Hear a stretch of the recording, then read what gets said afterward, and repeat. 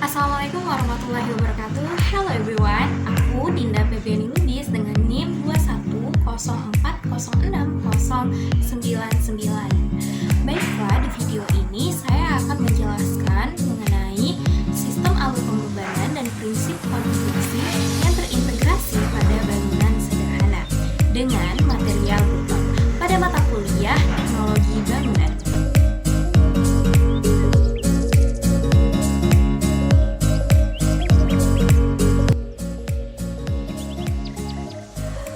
Struktur dari bangunan yang pertama ialah fondasi.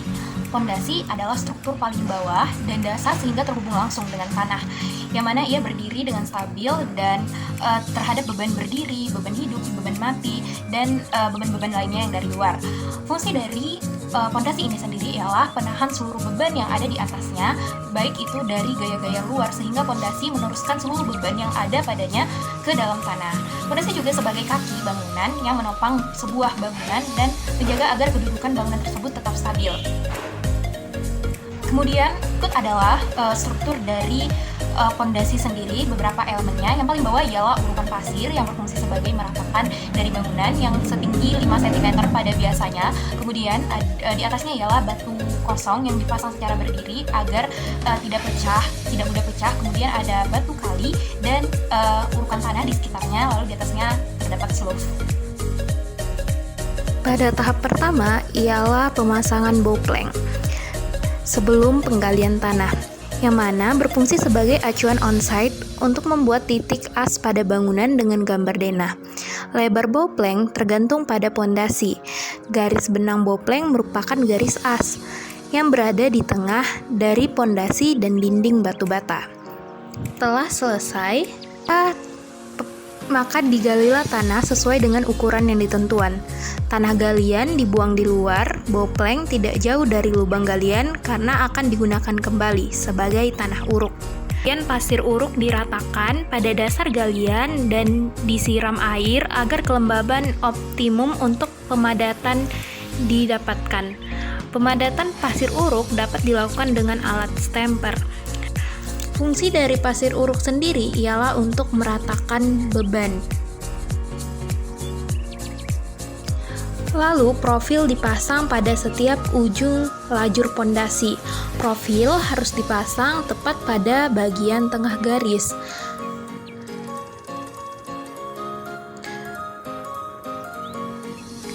Setelah itu, lapisan batu pertama dipasang. Letakkan batu dalam posisi berdiri, sehingga setiap celah di antara batu lapisan pertama harus diisi kembali dengan pasir atau batu-batu kecil. Setelahnya, maka plesteran batu kali dapat dipasang bersamaan dengan adukan semen atau beton, yang mana semua batu kali harus pecah dan harus kuat dan tidak porous. Tidak ada pembubukan pada material batu. Untuk adukannya sendiri terdiri dari pasir dan semen yang dicampur dengan perbandingan 1:5, 1 pasir dan 5 semen. Tiap batu harus dipasang penuh dengan adukan, celah-celah yang besar antara batu diisi dengan batu kecil yang cocok padatnya sehingga semua batu menempel satu sama lain dengan sempurna. Lalu setelah itu timbun tanah kembali. Struktur yang kedua ialah slope. Slope adalah struktur dari bangunan yang terletak tepat di atas fondasi atau di atas tanah yang sudah diratakan tadi. Kemudian slope ini berfungsi sebagai meratakan beban fondasi dan juga pengikat dinding agar tidak terjadi pergeseran. Apabila terjadi pergeseran tanah, maka dinding tidak mudah roboh dan juga mengikat seluruh eksentritas elemen dari vertikal kolom pada suatu fondasi bangunan. Nah, slope ini sendiri di atasnya terdapat dinding dan kolom, jadi dia menahan beban dari kedua elemen bangunan tersebut dan juga elemen-elemen lainnya. Lalu material penyusun slope sendiri itu terdiri dari semen, pasir, tulangan, sengkang, terus ada juga yang namanya papan dan yang mana ukuran dari slope ini sendiri untuk rumah tinggal biasanya 15/20 dengan ukuran untuk ruangan utama ialah 10 mm dan sengkang itu biasanya 5 mm. Perlu diperhatikan ialah adanya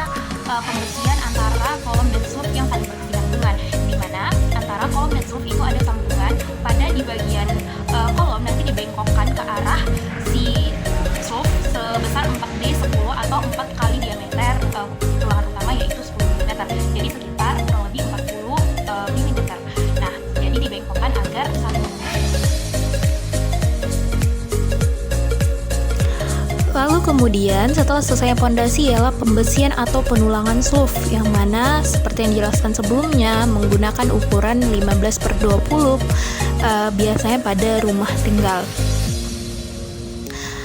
Setelah memasang tulangan pada sloof, maka dilakukan pemasangan backcasting sloof yang mana dibutuhkan sebagai cetakan sebelum pengecoran. Mana backcasting ini berfungsi sebagai penentu ketinggian sloof tersebut dan sebagai acuan untuk kelurusan bentukan dari sloof sendiri. Itu dilakukan pemasangan kolom sesuai dengan tinggi rumah yang sudah ditentukan, dan jangan lupa untuk dibengkokkan pada pertemuan antara kolom dan sloof agar terjadinya ikatan, yaitu sebesar 40D setiap sisi ujung kolom. Setelah selesainya kolom, maka dilakukan pengecoran dari sloof sendiri dengan adukan 1:2:3, yang mana 1 semen, 2 pasir, 3 kerikil. Yang ketiga ialah kolom. Kolom adalah batang vertikal yang berfungsi sebagai penerus beban dari atas bangunan ke fondasi, yang mana dimulai dari atap yang diterima oleh kolom lalu diteruskan ke fondasi. Dengan begitu, kolom pada sebuah bangunan memiliki fungsi yang sangat vital. Pada dasarnya jenis kolom itu ada dua, yaitu kolom praktis dan kolom utama, yang mana kolom utama digunakan untuk bangunan yang bertingkat sehingga dia menahan beban lantai yang di atasnya, sedangkan kolom praktis itu ialah pendukung dari kolom utama yang biasanya digunakan untuk bangunan rumah tinggal. Untuk kolom utama sendiri biasanya memiliki tulangan utama berdiameter 12 mm dengan begel diameternya 8, dan jarak antara sengkang-sengkangnya ialah 10 cm. Kemudian jarak antar kolom utama itu biasanya 3,5 meter. Pada kolom praktis, seperti yang saya jelaskan sebelumnya, dia memiliki tulangan utama berukuran 10 mm dan sengkang sekitar 5 meter. Kemudian untuk bagian jaraknya dia biasanya 3-4 meter. Nah, ukuran dari sloof atau dari kolomnya sendiri itu ialah 15x15, di mana itu adalah ukuran dinding. Setelah itu lanjut dengan pemasangan dinding bata merah yang harus dilakukan bersamaan dengan pemasangan kolom. Lanjut ialah melakukan backcasting kolom setelah tingginya sesuai dengan tinggi dinding tadi. Sama dengan adukan dari menggunakan adukan 1:2:3 untuk pengisian kolom. Setelah itu maka dilakukan pemasangan dinding bata merah kembali tinggi di dinding rumah tersebut, kembali melakukan backcasting dan pengecoran. Untuk pengecoran ini ditunggu sekitar 28 hari, paling cepat 22 hari. Setelah semuanya kering, maka casting dari kolom dibuka.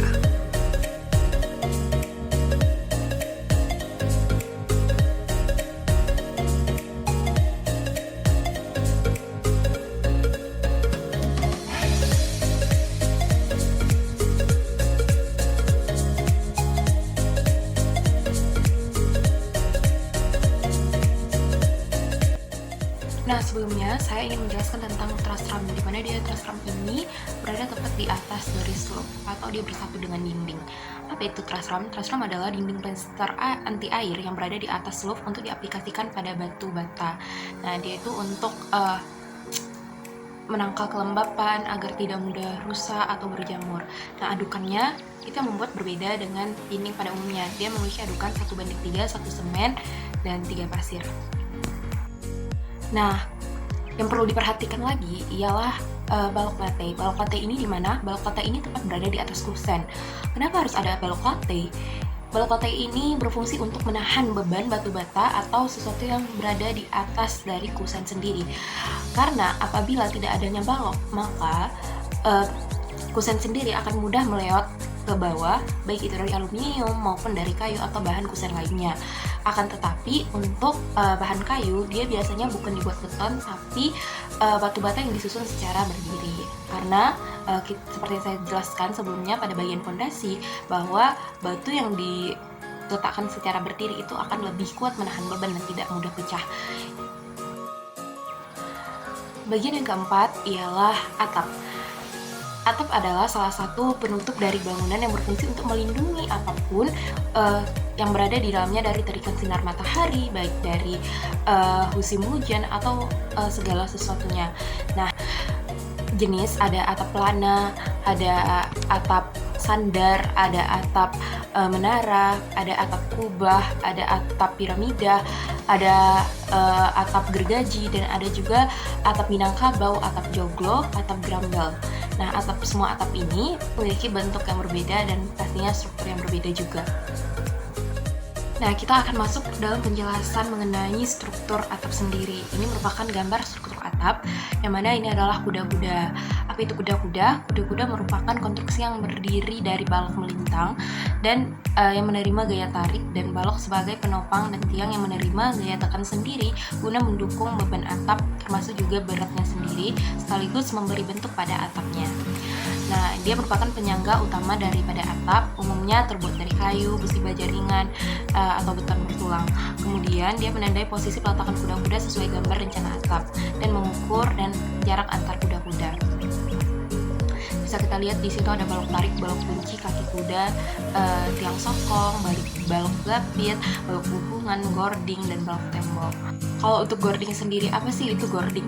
Gording itu terletak di atas kuda-kuda, di mana dia menjadi penyangga kasau dan membagi bentangan atap dan jarak-jarak yang lebih kecil pada proyeksi horizontal. Kemudian gording ini biasanya memiliki dimensi panjangnya 4, tingginya 12, dan lebar 8-10 cm. Kemudian dia tegak lurus dengan kuda-kuda, dan jarak antar gording biasanya 1,5 sampai 2,5 meter. Nah, terus ada juga yang dinamakan usuk atau kasau. Dia merupakan balok yang melintang di atas gording. Ujung bawahnya diteruskan keluar sebagai tirisan air, kemudian berfungsi menerima beban atap dari penutup atap dan reng yang meneruskan kepada gording. Dan usuk terbuat dari kayu dengan ukuran 5/7 cm dengan ukuran maksimal 4 cm, dengan panjang maksimal 4 cm, dan dengan jarak per gordingnya itu dipasang 40-70 cm, dan jarak lainnya dengan lainnya pada arah tegak lurus pada gording. Usuk juga akan terhubung dengan gording dengan menggunakan paku. Kemudian ada lagi yang dinamakan dengan reng. Seperti yang ditunjuk pada gambar, reng itu berada di atas kasau, berguna untuk mengaitkan genteng, dan beberapa jenis atap seperti seng dan asbes tidak memakai reng dan berupa batang kayu berukuran 2/3 cm atau 3/5 cm dengan panjang sekitar 3 meter. Kemudian tumpuan langsung penutup atap dan meneruskan ke usuk atau kasau. Adalah pembesian atau penulangan ring balok yang terletak tepat di atas bagian dinding. Dan hampir sama dengan lakukan penulangan pada sloof, semua sisi-sisi dari tulangan ring balok saling sambung menyambung. Jika atap berbentuk tepana atau atap rumah minimalis sendiri, maka dilakukan dulu pembesian kolom sopi-sopi sama seperti pembesian kolom praktis tadi. Selanjutnya dilakukan pengecoran dari ring balok, seluruh ring balok sendiri. Pengecorannya itu harus bersamaan atau homogen. Lalu setelah kering dilepas backcastingnya. Lalu tanah ditimbun untuk meratakan bagian lantai nantinya. Setelah penimbunan lantai, maka dilakukan dinding dari sopi-sopi. Setelah itu dilakukannya pengecoran kembali pada kolom sopi-sopi, sama seperti pengecoran kolom pada umumnya. Lalu masuk pada pembesian balok sopi-sopi pada bagian sisi miring dari si atapnya untuk membentuk atap. Lalu pemasangan backcasting sopi-sopi dan pengecoran balok sopi-sopi. Setelah itu, setelah kering, maka dilepas balok sopi-sopinya, backcasting. Setelah pemasangan kuda-kuda baja ringan. Setelahnya dipasang reng atap baja ringan, sendiri berada di atas kasau yang berguna untuk mengaitkan genteng. Beberapa jenis atap seperti seng dan asbes tidak memakai reng. berupa batang kayu berukuran 2/3 cm atau 3/5 cm dengan panjang sekitar 3 meter. Tumpuan langsung penutup atap dan meneruskannya ke usuk atau kasol. Setelah itu mulai dipasangnya bagian genteng dan bubungan sendiri. Setelah itu dipasang lispang, yang mana lispang mempunyai fungsi estetika yaitu untuk memperindah bangunan dengan menyembunyikan rangka atap. Secara konstruksi, lispang dipasang agar kasol tidak lari dari tempatnya. Sedangkan bubungan tadi merupakan penutup sisi antara pertemuan dua bidang atap pada puncak atap. Bubungan atau knock dicep umumnya menentukan arah bangunan, biasanya memiliki posisi memanjang atau sesuai dengan panjang rangka atap yang akan dibangun. Umumnya memakai ukuran 8/12 cm.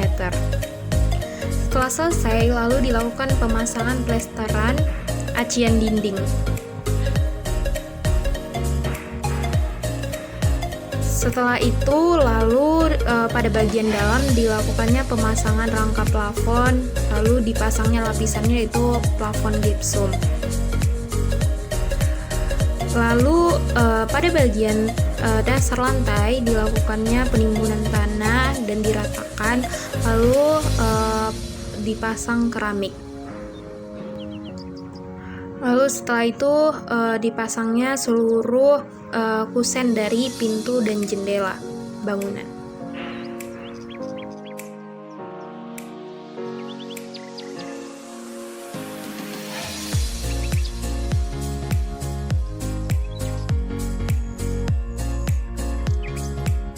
Baiklah, itulah proses dari alur pembebanan dan prinsip konstruksi. Semoga teman-teman mengerti.